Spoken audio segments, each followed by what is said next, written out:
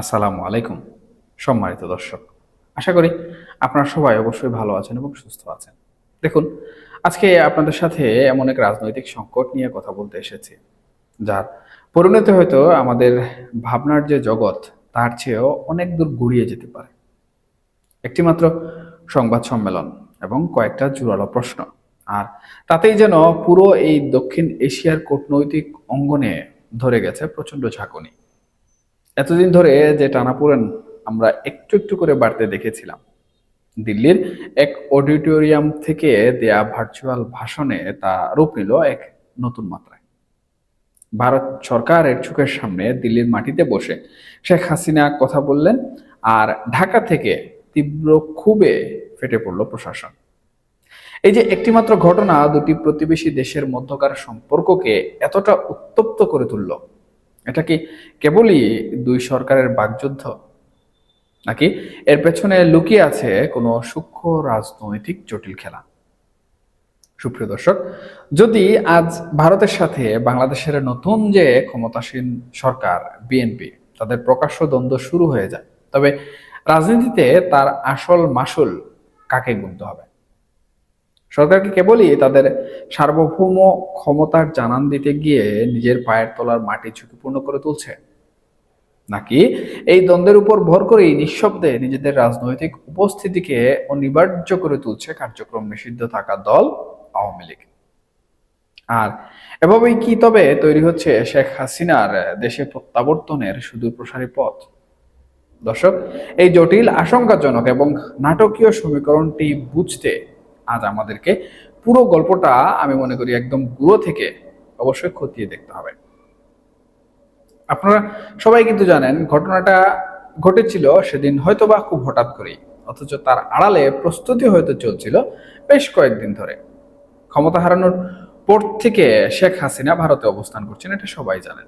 মাঝে মাঝে তিনি হয়তো অডিও বার্তায় এসেছেন বা দলীয় নেতাকর্মীদের দিক নির্দেশনা দিয়েছেন, কিন্তু নয়াদিল্লির ফরেন কোরেসপন্ডেন্টস ক্লাবে সাংবাদিকরা সরাসরি ভার্চুয়ালি তার মুখোমুখি হবেন এবং প্রশ্ন করবেন, এমনটা অনেকে কিন্তু আশা করেননি। দিল্লির কূটনৈতিক পাড়ায় এই আয়োজনের খবর ঢাকাকে খুব বিচলিত করেছিল। দর্শক, আমাদের সরকারের পক্ষ থেকে ভারতীয় হাইকমিশনের কাছে লিখিত এবং মৌখিকভাবে উদ্বেগ জানানোও হয়েছিল, যাতে ভারতের মাটিতে বসে শেখ হাসিনাকে এই ধরনের প্রকাশ্য বক্তব্য দেওয়ার কোনো ধরনের সুযোগ দেয়া না হয়। কিন্তু ভারত সরকার অত্যন্ত কৌশলে এবং আমরা দেখেছি ঠান্ডা মাথায় বার্তা পাঠিয়ে দিল যে এটি একটি বেসরকারি সাংবাদিক ক্লাবের আয়োজন, আর সেখানে সরকারের, অর্থাৎ ভারত সরকারের সরাসরি কোনো ধরনের হাত নেই। ভারত হয়তো নিরপেক্ষভাবে দোহাই দিল, কিন্তু ফলাফল হলো ঠিক উল্টো। আন্তর্জাতিক সংবাদ মাধ্যম থেকে শুরু করে বিবিসি, রয়টার্স এবং ভারতীয় সমস্ত মিডিয়ায় লাইভ সম্প্রচারিত হলো সেই সংবাদ সম্মেলন। এতে করে দেশীয় সংবাদ মাধ্যমে প্রচার বন্ধের যে আইনি অবস্থান ছিল আন্তর্জাতিক তথ্য প্রবাহের তুড়ে তা স্রেফ খড়কুটোর মতো কিন্তু ভেসে গেল। বিশ্বের অগণিত মানুষ দেখলো 2 বছর চুপ থাকার পর শেখ হাসিনা কতটা আত্মবিশ্বাসী ভঙ্গিতে একের পর এক জটিল রাজনৈতিক প্রশ্নের উত্তর দিয়ে যাচ্ছেন। কিন্তু সুপ্রিয় দর্শক, কেবল সংবাদ সম্মেলন হওয়াটাই আসলে বড় কথা নয়। সেখান থেকে আসা বক্তব্যগুলো ছিল রাজপথের রাজনীতির মূল সুর বদলে দেওয়ার মতো। শেখ হাসিনা যখন সরাসরি ঘোষণা করলেন যে তিনি চলতি বছরের ডিসেম্বরে দেশে ফিরতে চান, কারণ এটি বিজয়ের মাস, তখন রাজনীতিতে কিন্তু একটি নতুন কম্পন অনুভূত হল। তিনি আসলে সাফ জানিয়ে দিলেন যে ক্ষমতার লোভ বা পদে বসার মোহ নিয়ে তিনি ফিরছেন না, বরঞ্চ দেশের ভেঙে পড়া অর্থনীতি, মানুষের বাকস্বাধীনতা আর হারিয়ে যাওয়া যে রাজনৈতিক স্থিতিশীলতা, সেই রাজনৈতিক স্থিতিশীলতা পুনরুদ্ধার করতেই তার এই প্রত্যাবর্তনের ইচ্ছা। দর্শক, সবচেয়ে লক্ষণীয় যে বিষয় সেটি ছিল তিনি প্রথমবারের মতো প্রকাশ্যে জাতীয় ঐক্য এবং রাজনৈতিক সমঝোতার কথা কিন্তু তুলে ধরেন। অথচ আওয়ামী লীগের এই যে ঘুরে দাঁড়ানোর সুর, এতে বাংলাদেশ সরকারের ভেতরে তৈরি হলো চরম রকমের প্রতিক্রিয়া। দর্শক, সরকারের পক্ষ থেকে একে আন্তর্জাতিকভাবে অপরাধে অভিযুক্ত একজন পলাতক নেত্রীর রাজনৈতিক প্রপাগান্ডা হিসাবে কিন্তু চিহ্নিত করা হলো। সঙ্গে সঙ্গে একটি কঠোর কূটনৈতিক বিবৃতিও কিন্তু জারি করা হলো। সেখানে ভারত সরকারকে সরাসরি নিশানা করে বলা হলো যে একজন দণ্ডপ্রাপ্ত ব্যক্তিকে ফেরত পাঠাতে বহুবার অনুরোধ করা হলেও কোনো ধরনের সাড়া পাওয়া যায়নি। উপরন্তু তাকে দেশের বিরুদ্ধে কথা বলার এমন মঞ্চ তৈরি করে দেয়া ঢাকার সার্বভৌমত্বের উপর সরাসরি আঘাত। এই যে কূটনৈতিক বিবৃতিতে অত্যন্ত শক্ত শক্ত শব্দ ব্যবহার করা হলো, সেখানেই তৈরি হলো বড় ধরনের প্রশ্ন। বিজ্ঞপ্তিতে বলা হয়েছিল বাংলাদেশ কোনো পরাশক্তির অনুগত রাষ্ট্র হিসেবে থাকবে না। কূটনৈতিক দৃষ্টিকোণ থেকে যদি দেখা হয় তাহলে একটি নির্বাচিত সরকার অর্থাৎ বিএনপি সরকারের জন্য একটি প্রতিবেশী শক্তিশালী রাষ্ট্রের বিরুদ্ধে এত তীব্র ভাষায় কথা বলা কতটা রাজনৈতিক প্রজ্ঞা বা কৌশলের পরিচায়ক। আবেগ দিয়ে রাজপথ চালানো যায় সুপ্রিয় দর্শক, কিন্তু রাষ্ট্র পরিচালনা করতে হয় আমার দৃষ্টিতে এবং সবার দৃষ্টিতে অত্যন্ত হিসেবে কূটনীতি দিয়ে। যে ভারত বাংলাদেশের সাথে সীমান্ত, বাণিজ্য, ভৌগোলিক নিরাপত্তা এবং নদীর পানি বন্টনের মতো অতি স্পর্শকাতর বিষয়ে সরাসরি জড়িত, তাদের সাথে সম্পর্কটা যদি এভাবে আসলে মুখোমুখি সংঘাতের দিকে ঠেলে দেওয়া হয়, তবে সবচেয়ে বড় ক্ষতিটা এখানে কার হবে? প্রশ্নটা কিন্তু সামনে এসেছে। নিশ্চিতভাবেই ক্ষতি হবে ক্ষমতায় থাকা বর্তমান বিএনপি সরকারের। কেন ক্ষতি হবে?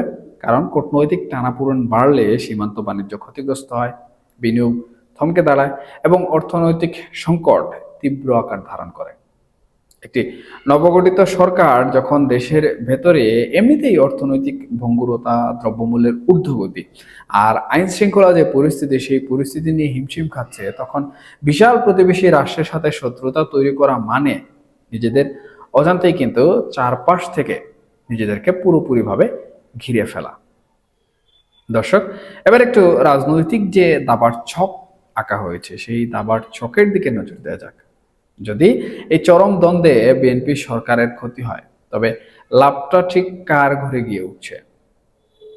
একটু গভীরভাবে বিশ্লেষণ করলেই কিন্তু বোঝা যাবে এখানে সব থেকে বড় লাভজনক অবস্থানে যাচ্ছে কার্যক্রম নিষিদ্ধ থাকা আওয়ামী লীগ।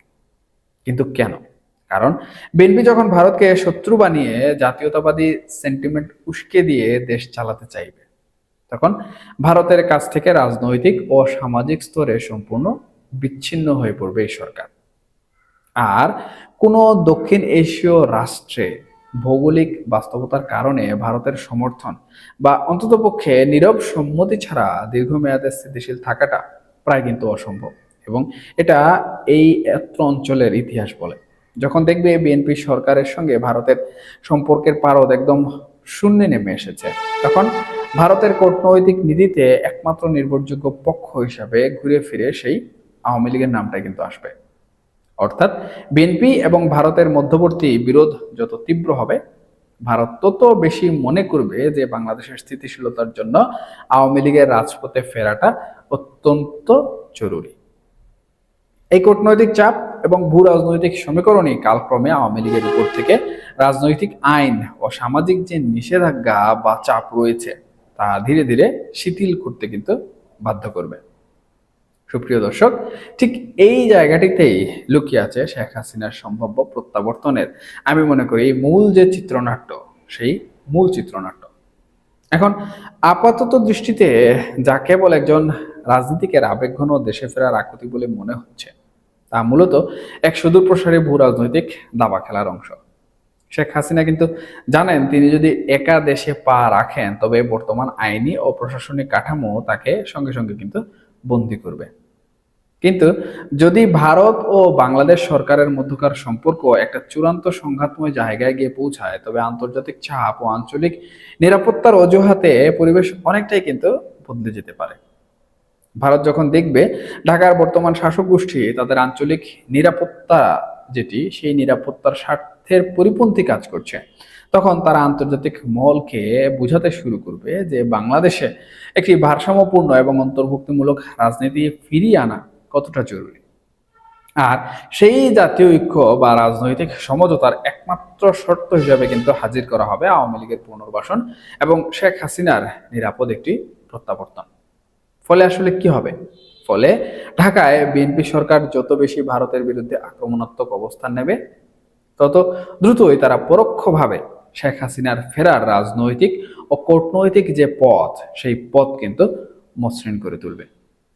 এর বাইরে আরেকটি গুরুত্বপূর্ণ বিষয় রয়েছে, সেটি হচ্ছে চরম সংঘাতময় পরিস্থিতি। তর্কের খাতিরে ধরে নিলাম ভারত এই ধরনের কোনো বিষয় মেনে নিল না, বা শেখ হাসিনাকে এই বিষয় থেকে দূরে রাখলো, অথবা সত্যি সত্যি ভারত শেখ হাসিনাকে নিয়ে মাথা ঘামাচ্ছে না এবং বাংলাদেশ সরকারের সাথে তারা সবকিছু ভুলে সুসম্পর্ক গড়ে তুলল, তখন আসলে কি হবে? তখন বাংলাদেশের যে রাজনীতি, বাংলাদেশের যে রাজপথ রয়েছে, সেই রাজপথ এখন পর্যন্ত আমরা দেখতে পাচ্ছি অত্যন্ত শান্ত রয়েছে। আপনারা যে সংঘাতগুলো দেখতে পাচ্ছেন, এগুলো বাংলাদেশের রাজনীতির কোনো সংঘাতই নয়, এগুলো শুধুমাত্র একে অপরকে টানা হেঁচড়া, অথবা নিজেদের মধ্যেই একটা ছোটখাটো ফুটবল খেলা হিসাবে ধরে নিতে পারেন। কারণ রাজনীতির সংঘাত, রাজপথের সংঘাত একটু ইতিহাস ঘাটলে আপনারা কিন্তু দেখতে পাবেন। 90 দশকের পর থেকে বাংলাদেশের রাজপথ যখন যখন উত্তপ্ত হয়েছে, তখন কিন্তু রক্তগঙ্গা বয়ে গেছে। এই দেশের ইতিহাসে আছে লগি বৈঠা আন্দোলন, এই দেশের ইতিহাসে আছে দুটি সর্ববৃহৎ রাজনৈতিক দল মিলে একটা স্বৈর শাসককে টেনে নামানো। আবার এই দেশের ইতিহাসেই আছে আওয়ামী লীগের মতো একটা শক্তিশালী শাসক গোষ্ঠীকে 2024 সালে টেনে এসে ক্ষমতাচ্যুত করা। এবং সেই রাজপথগুলো একটু খেয়াল করুন কতটা সংঘাতময় ছিল, কতটা রক্তপাত সেখানে হয়েছিল। এখন কূটনৈতিক হিসাবগুলো যদি না মেলে, কূটনৈতিকভাবে স্বাভাবিক প্রক্রিয়ায় শেখ হাসিনা যে টোনে সমঝোতার কথা বলছেন, ভারত সরকার বর্তমান সময়ে যেভাবে কূটনৈতিক চালগুলো নিয়ে একটা সমঝোতার পরিবেশ তৈরি করছে, এই কোনো কিছুই যদি বর্তমান বিএনপি সরকার না মানে, অথবা যারা নীতি নির্ধারক মহলে রয়েছেন, এমনকি জুলাই আন্দোলনের সক্রিয় লোকজন, সক্রিয় মানুষজন, এনসিপি, জামাত, এরা যদি কেউই এই শর্তগুলো না মান, তাহলে কি হবে? দেশের একটি সর্ববৃহৎ রাজনৈতিক দল যখন মাঠে হানা দেবে, তখন আপনার কি মনে হয় না দেশে রক্তগঙ্গা বয়ে যাবে? দেশে একটি সাংঘর্ষিক পরিস্থিতি শুরু হবে। দেশের বর্তমান পরিস্থিতি যেরকম আছে, তার থেকে 2 থেকে 3 গুণ বেশি খারাপ হবে। আমার কিন্তু এটাই মনে হচ্ছে। এবং জনগণের যে শান্তি রয়েছে, সেই শান্তি কিন্তু এখানে বিলীন হয়ে যাবে। সুপ্রিয় দর্শক, রাজনৈতিক বিশ্লেষক হিসাবে যদি আরেকটু নিরপেক্ষ দৃষ্টিতে দেখি, তবে এই ঘটনাগুলোর পর বাংলাদেশে যেভাবে রাতারাতি প্রতিহিংসার রাজনীতি মাথাচাড়া দিয়ে উঠতে শুরু করেছে, তাও কিন্তু বেশ চিন্তার বিষয়। দিল্লির সংবাদ সম্মেলন শেষ হতে না হতেই দেখা গেল বাংলাদেশের মাগুরায় ক্রিকেটার ও প্রাক্তন সংসদ সদস্য সাকিব আল হাসানের পৈতৃক যে বাড়ি, সেই বাড়িতে হামলা ও অগ্নিসংযোগের ঘটনা কিন্তু ঘটলো। এই জাতীয় ঘটনাগুলো আসলে কি প্রমাণ করে? এটা প্রমাণ করে যে একটা খবর বা বক্তব্য কিভাবে মাঠ পর্যায়ে চরম অস্থিরতা এবং সহিংসতার জন্ম দিতে পারে। তবে এ ধরনের আক্রমণাত্মক ও সহিংস পরিস্থিতি কিন্তু আন্তর্জাতিক বিশ্বের কাছে মোটেও আসলে ভালো বার্তা পাঠায় না। যখন আন্তর্জাতিক মানবাধিকার সংস্থা কিংবা বড় বড় যে রাষ্ট্রগুলো রয়েছে, সেই রাষ্ট্রগুলো দেখবে বিরোধী পক্ষকে কেবল রাজনৈতিকভাবে দমনই করা হচ্ছে না, বরঞ্চ তাদের বাসস্থানে আগুন দেওয়া হচ্ছে, তখন স্বাভাবিকভাবেই বিদ্যমান সরকারের যে ভাবমূর্তি, সেই ভাবমূর্তি কিন্তু প্রশ্নের মুখে পড়ে। আর এই ভাবমূর্তির সংকটকেই রাজনীতিতে চাল হিসেবে ব্যবহার করছে বর্তমানে ক্ষমতাচ্যুত এবং ভারতে নির্বাসিত থাকা আওয়ামী লীগ। তারা বিশ্ব দরবারে নিজেদের শিকার বা ভিকটিম হিসাবে তুলে ধরার সুযোগ পাচ্ছে, যার ফলে তাদের প্রতি আন্তর্জাতিক যে সহানুভূতি, সেই সহানুভূতি বাড়ার একটা বড় প্রসেস বা প্রক্রিয়া কিন্তু তৈরি হয়ে গেছে। আমাদের মাথায় রাখার দরকার যে কূটনীতিতে কখনো স্থায়ী শত্রু বা স্থায়ী মিত্র থাকে না সুপ্রিয় দর্শক, এখানে কেবল থাকে স্থায়ী স্বার্থ। বিএনপি যদি মনে করে যে কেবল বিরোধী অবস্থান এবং ভারতকে আক্রমণ করে তারা তাদের রাজনৈতিক যে ভিত্তি, সেই ভিত্তি শক্ত রাখবে, তবে তা হতে পারে এক বিশাল ভুল এবং বড় হিসাব নিকাশ। ইতিহাসের দিকে যদি তাকান, তাহলে আপনারা দেখবেন রাষ্ট্রীয় স্বার্থের প্রশ্নে যখন আবেগে সিদ্ধান্ত পরিচালিত হয়, তখন চূড়ান্ত খেসারত দিতে হয় ক্ষমতায় থাকা দলকেই। কারণ রাষ্ট্র চালানো আর আন্দোলন করা আসলে এক জিনিস নয়।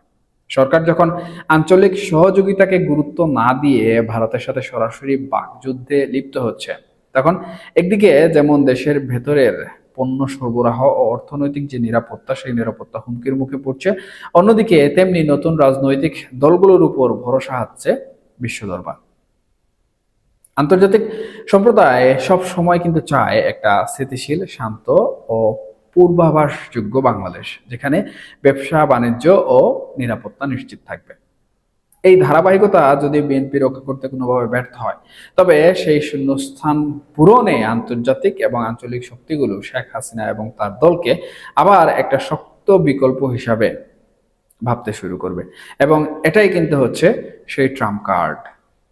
তাছাড়া শেখ হাসিনার সেই ভার্চুয়াল ভাষণে যে অর্থনৈতিক এবং সামাজিক সূচকের তুলনামূলক হিসাব তুলে ধরা হয়েছিল, তাও কিন্তু জনতার একাংশের মানসিকতায় দুলা দিয়েছে। সাধারণ মানুষ যখন দেখবে ক্ষমতার পালাবদলের পর তাদের জীবনযাত্রার মান উন্নত হওয়া দূরে থাক, বরং জিনিসপত্রের দাম দিন দিন বাড়ছে, আইন শৃঙ্খলা ভেঙে পড়ছে, তখন কি হবে? তখন স্বাভাবিকভাবে কিন্তু বিগত শাসন আমলের তুলনামূলক বিচার শুরু হয়ে যায়, যেটা বাংলাদেশে চলমান রয়েছে। একজন আমজনতার কাছে বড় বড় রাজনৈতিক তথ্যের চেয়ে বাজারের থলে পূর্ণ হওয়াটাই কিন্তু বেশি জরুরি। আর শেখ হাসিনা ঠিক এই দুর্বল জায়গাটিতে কিন্তু আঘাত করেছেন। তিনি জনগণকে মনে করিয়ে দিয়েছেন যে তার আমলে অন্ততপক্ষে একটা অর্থনৈতিক ধারাবাহিকতা ছিল, যা আজ চরম সংকটে। এই মানসিক যে পরিবর্তন, এই পরিবর্তনটাকেই রাজনীতিতে বড় ধরনের বিপ্লব বলা চলে। কেন? কারণ জনগণ যখন ধীরে ধীরে বর্তমান শাসন ব্যবস্থার উপর হতাশ হতে শুরু করবে, তখন এই নিষিদ্ধ আওয়ামী লীগের রাজনৈতিক কার্যক্রম পুনরায় শুরু করার দাবি সাধারণ মানুষের কাছে খুব একটা অস্বাভাবিক বলে কিন্তু মনে হবে না। আর এভাবেই একটি নিষিদ্ধ দল জনগণের অর্থনৈতিক ও সামাজিক যে ক্ষোভ, সেই ক্ষোভকে কাজে লাগিয়ে মূলধারা রাজনীতিতে নিজেদের যে আসন, সেই আসন আবার পাকা করে নিতে পারে। এটাই কিন্তু স্বাভাবিক এবং সবথেকে সহজ এবং জটিল একটি প্রসেস। সহজ এবং জটিল বললাম কারণ উভয় বিষয়টি এখানে সমানভাবে চলমান থাকে। দর্শক, এবার যদি আমরা পুরো বিষয়টিকে একটানা সাজিয়ে দেখি, তবে ব্যাপারটা কি দাঁড়ায়? ব্যাপারটা দাঁড়ায় অত্যন্ত বিপজ্জনক এক সমীকরণে। দিল্লির সেই এক সংবাদ সম্মেলন থেকে যে স্ফুলিঙ্গ ছড়ালো, তা কেবল দুই দেশের বিজ্ঞপ্তির মধ্যেই কিন্তু সীমাবদ্ধ থাকলো না। এটি বিএনপি সরকারের কূটনৈতিক যে দূরদর্শিতা, সেই দূরদর্শিতাকে চ্যালেঞ্জের মুখে বর্তমান সময়ে ফেলে দিয়েছে। তারা আবেগের বশে এমন সব কঠিন শব্দ প্রয়োগ করে ভারত সরকারকে হুঁশিয়ারি দিল, যা আদতে ভারতকে আওয়ামী লীগের আরো কাছাকাছি কিন্তু ঠেলে দিল বলেই মনে হচ্ছে। ভারত সরকার এখন খুব স্বাভাবিকভাবেই নিজেদের নিরাপত্তার খাতিরে এবং অঞ্চলে তাদের প্রভাব ধরে রাখতে আওয়ামী লীগকে পুনরায় ক্ষমতায় বা রাজনীতিতে ফিরিয়ে আনার কৌশল কিন্তু আরো বেশ ধারালোভাবে আঁটবে। বিএনপি যদি এই কূটনৈতিক ফাঁদ বুঝতে না পেরে ক্রমাগত দিল্লির সাথে বিরোধ বাড়িয়ে চলে, তবে তা প্রকারান্তরে বিএনপির জন্য ক্ষতিকর এবং আওয়ামী লীগের উপর থেকে সর্বপ্রকার সামাজিক ও রাজনৈতিক নিষেধাজ্ঞা তুলে নিতে কিন্তু বাধ্য করবে। ফলে রাজপথের রাজনীতি কিংবা আইনি জটিলতা যাই থাকুক না কেন, ভূ রাজনীতির হিসাব মেলাতে গিয়ে একসময় সরকারকে কিন্তু আপোষ করতে হতে পারে, যা সরাসরি নিশ্চিত করবে শেখ হাসিনার এক নাটকীয় প্রত্যাবর্তন। দেখুন সুপ্রিয় দর্শক, রাজনীতিতে আসলে ঠিক এরকম ভাবেই অনেক কিছু ঘটে থাকে, যেখানে এক পক্ষ যেটিকে নিজেদের বিশাল কূটনৈতিক জয় মনে করে, শেষ বিচারে তা দেখা যায় তাদের নিজেদেরই পতনের সবচেয়ে বড় কারণ কিন্তু হয়ে দাঁড়িয়েছে। ভারতকে পরাস্ত করার বা ভারতের মুখোমুখি দাঁড়ানোর এই যে জাতীয়তাবাদী হুঙ্কার, এটা হয়তো বিএনপিকে বর্তমান সময় বা সাময়িকভাবে তাদের অনুসারীদের কাছে জনপ্রিয় করে তুলবে কিংবা তাদের মিত্রদের কাছে জনপ্রিয় করে তুলবে, কিন্তু দীর্ঘমেয়াদী ক্ষমতার রাজনীতিতে এটি কিন্তু তাদের অস্তিত্বের জন্য চরম ঝুঁকিপূর্ণ এক চাপ। সরকারের এই আক্রমণাত্মক নীতি ও ভুল পদক্ষেপের ফলে সৃষ্ট রাজনৈতিক শূন্যতাই কিন্তু আজকে এই মুহূর্তে মনে হচ্ছে আওয়ামী লীগকে নতুন জীবন দিচ্ছে। তারা ব্যাকফুটে গিয়েও যেন ভারতের কূটনৈতিক সমর্থনকে পুঁজি করে আবার রাজনীতির কেন্দ্রীয় মঞ্চে ফিরে আসার যে প্রহর গুনছে, এই পুরো খেলায় যে দলটিকে আজ রাজনীতি থেকে পুরোপুরিভাবে নিশ্চিহ্ন বা নিষিদ্ধ বলে মনে হচ্ছে, আন্তর্জাতিক ও আঞ্চলিক জটিল যে দাবার চাল, সেই দাবার চালের দরুন তারাই কিন্তু আবার ফিরে আসছে ক্ষমতার মূল কেন্দ্রবিন্দুতে। সুপ্রিয় দর্শক, আমার আলোচনার একেবারে শুরুতে যে জায়গাটি নিয়ে প্রশ্ন তুলেছিলাম, অর্থাৎ পুরো পরিস্থিতি বিশ্লেষণ করে এখন হয়তো তার উত্তর স্পষ্ট হয়ে উঠেছে। দিল্লির সংবাদ সম্মেলন থেকে শুরু হওয়া এই বিতর্ক আসলে কোনো সাধারণ কূটনৈতিক তর্ক ছিল না, বরং এটি ছিল বাংলাদেশের ভবিষ্যতের যে রাজনৈতিক ক্ষমতা, সেই রাজনৈতিক ক্ষমতার রূপরেখা পুনর্নির্ধারণের এক জটিল অধ্যায়। ভারতের সাথে অনাবশ্যক দ্বন্দ্বে জড়িয়ে বিএনপি সরকার যদি নিজেদের অর্থনৈতিক ও ভূ রাজনৈতিক ভারসাম্য হারিয়ে ফেলে, তবে আওয়ামী লীগ তাদের নিষিদ্ধ তকমা ঝেড়ে ফেলে আবার মাঠে নামার যে মোক্ষম সুযোগ পাবে, তা আর কিন্তু রোখা যাবে না। আর এই পথ ধরেই শেখ হাসিনার আবার দেশের মাটিতে ফিরে আসা কেবল সময়ের ব্যাপার হয়ে দাঁড়াবে। দর্শক, রাজনীতির রাজপথে আবেগ আর স্লোগান সাময়িকভাবে আলোড়ন তৈরি করতে পারে, এটা কিন্তু একদমই সত্যি। কিন্তু শেষ পর্যন্ত বাস্তবতার যে কঠোর সমীকরণ, সেই সমীকরণে কখনোই বিজয়ী হয় না। আজ যে কূটনৈতিক ভুলগুলো ছুটে মনে হচ্ছে, কাল হয়তো তারই মাসুল দিতে হবে সম্পূর্ণ একটি সরকারকে অথবা জনগণকে। আর সেখান থেকেই রচিত হবে ইতিহাস বদলে দেয়া এক নতুন প্রত্যাবর্তন। আজকের আলোচনা এখানে শেষ করছি। দেখা হবে পরবর্তীতে অন্য কোনো গুরুত্বপূর্ণ বিষয় নিয়ে। সবাই ভালো থাকবেন, সুস্থ থাকবেন, অবশ্যই অবশ্যই নিরাপদে থাকবেন। ধন্যবাদ সবাইকে। আল্লাহ হাফেজ।